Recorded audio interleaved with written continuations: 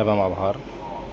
आदरणीय संघ, मैंने गाथा पर जब अपने अपने विचार रखने के लिए कहा था, तभी मैंने कहा था कि जो पहली दो बातें हैं कि दीघा जागरतो रत्ति दीघं संतस्य योजनं, ये जो दोनों बातें हैं, ये बातें तो सभी जानते हैं, बहुत मामूली बातें हैं। लेकिन जो तीसरी इसमें बात है, दीघो बालानं संसारो सद्धमं अभिजानतं, ये जो बात है ये बहुत महत्वपूर्ण है।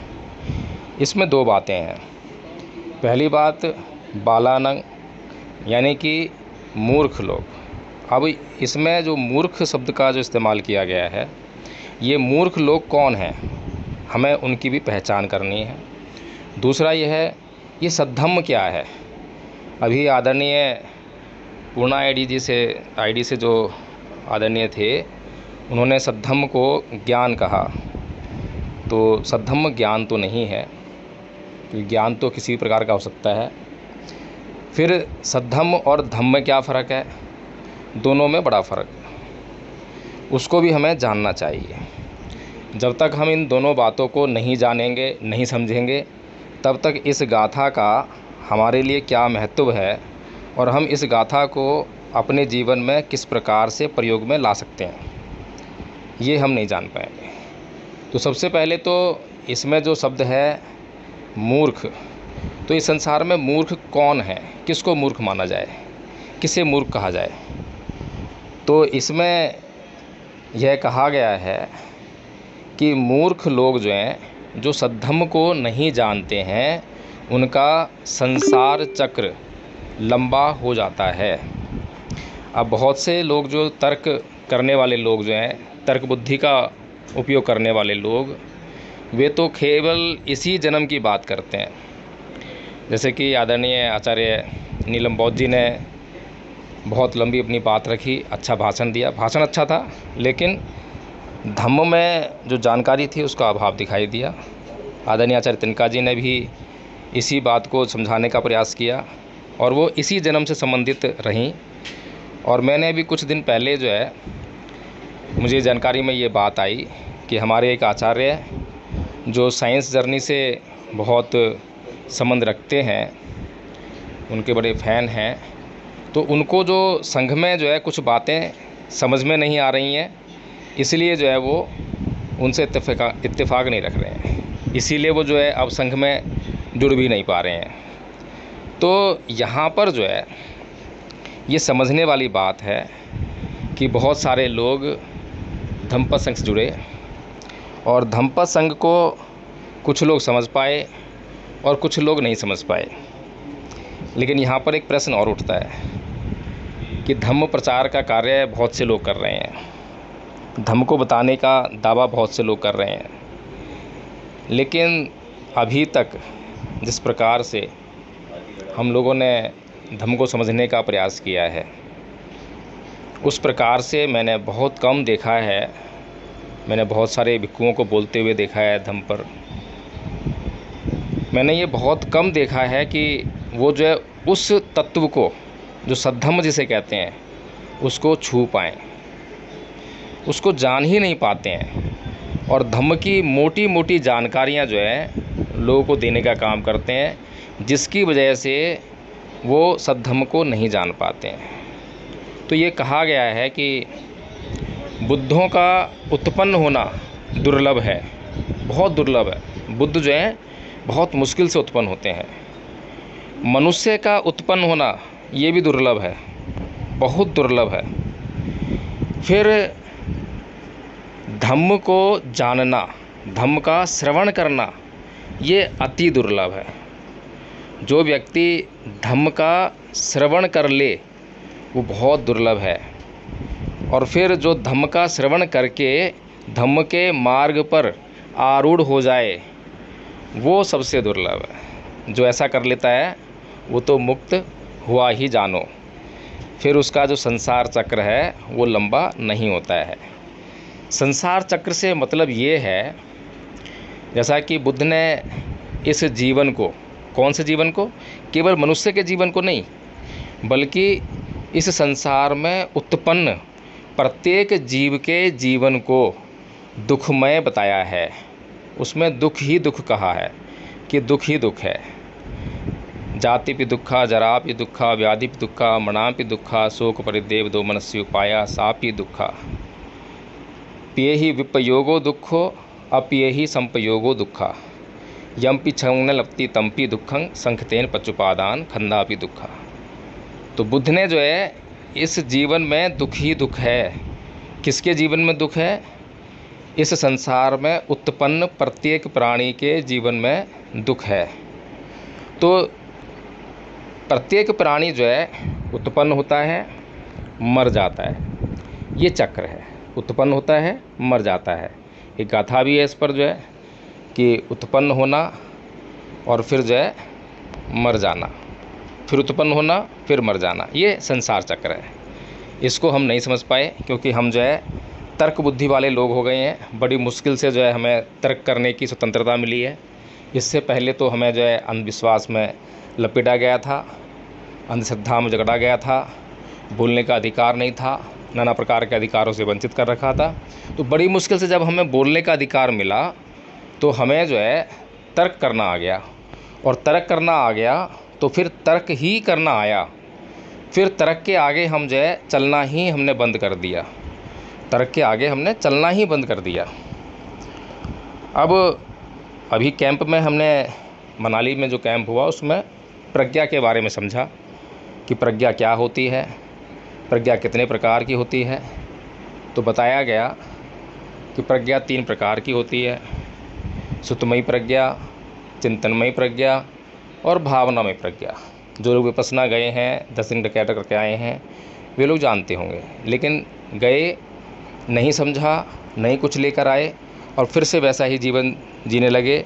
जो पूर्व की अवधारणाएं थीं वही जीवन को चला रही हैं, वैसे चलते जा रहे हैं। तो इसीलिए कुछ समझ नहीं पाए, कुछ लेकर नहीं आ पाए। जो लोग विपश्यना गए और वहाँ से सद्धम्म नहीं लेकर आ पाए, तो मैं ये समझता हूँ कि जीवन बेकार ही रहा। 10 दिन का कैंप लगभग बेकार ही रहा। 10 दिन गए वहाँ पर विपश्यना करने के लिए, लेकिन सद्धम्म लेकर आ गए, धम्म की समझ लेकर आ गए, तो जीवन सफल हो गया। इसी प्रकार से जो है हमने जो है ज्ञान को समझा, ज्ञान को समझने का प्रयास भी किया। तो कैसा प्रयास किया?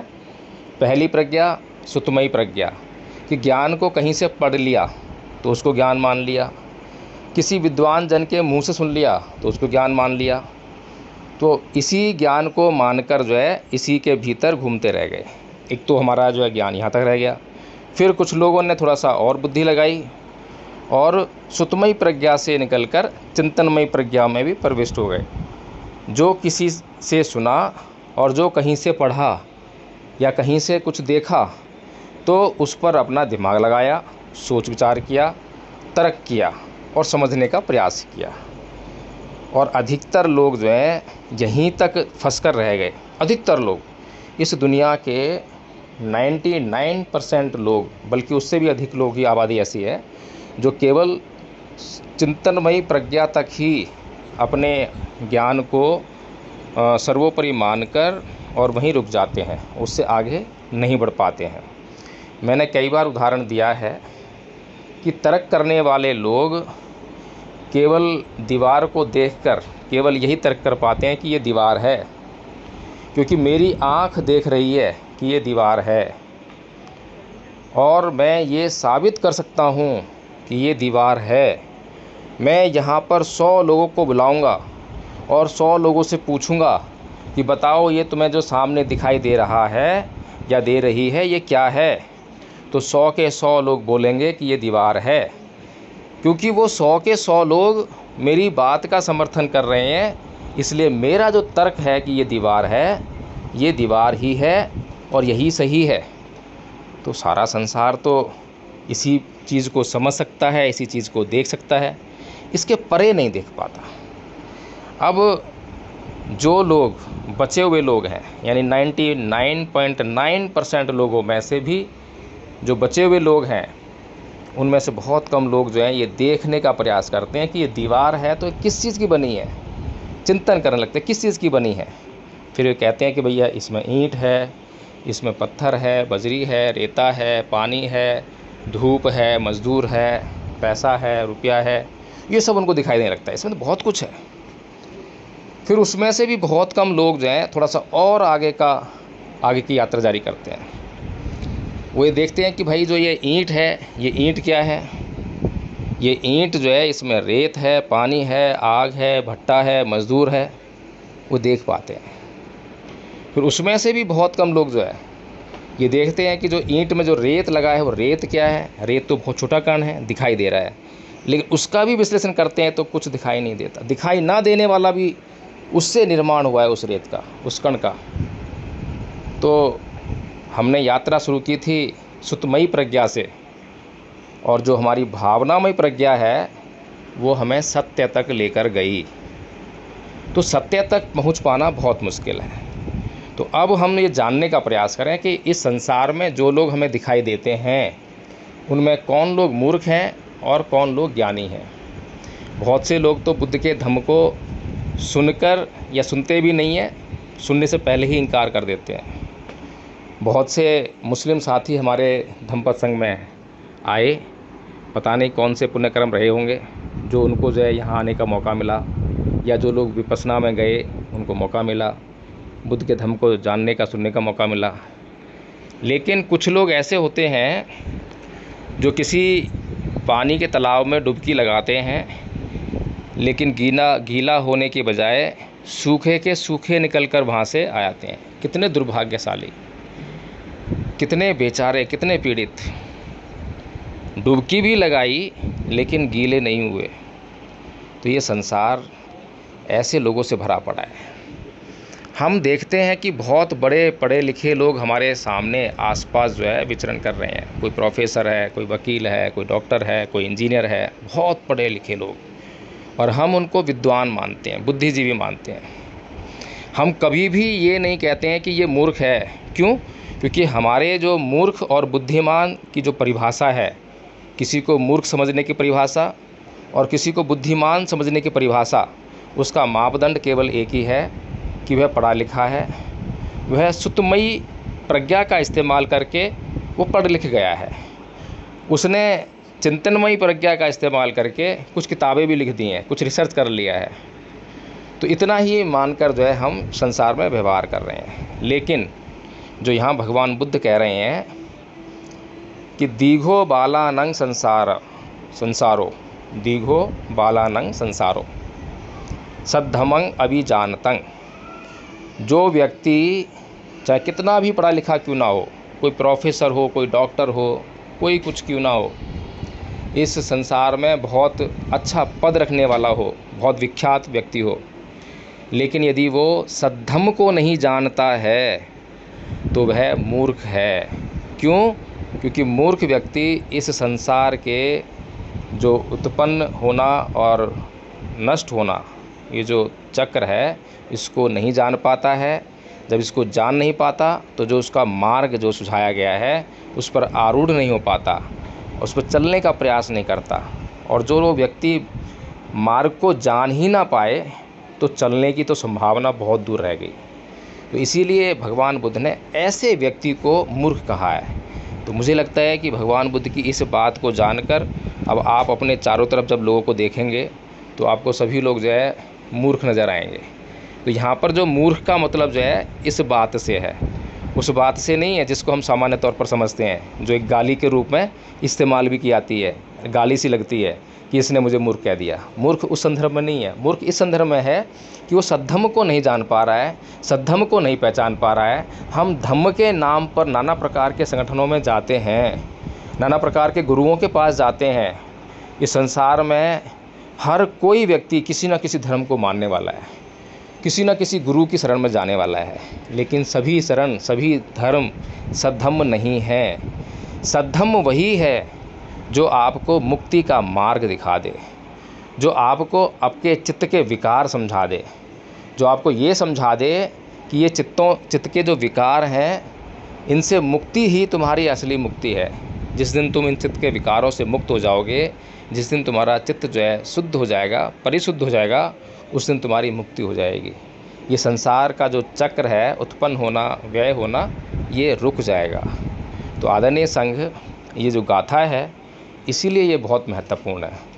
इस गाथा का जो सार है, इसकी जो गहराई है, उसको मैं ये समझता हूँ कि जब आप लोग समझ गए हैं तो अब जब इस गाथा की आप जहाँ जहाँ चर्चा करेंगे, जिन जिन लोगों से चर्चा करेंगे, तब आपको मालूम हो पाएगा कि वो लोग जो हैं इस गाथा के अंतर्गत जो बातें कही गई हैं उसके हिसाब से धम्म को और सद्धम्म को कितना जानते हैं।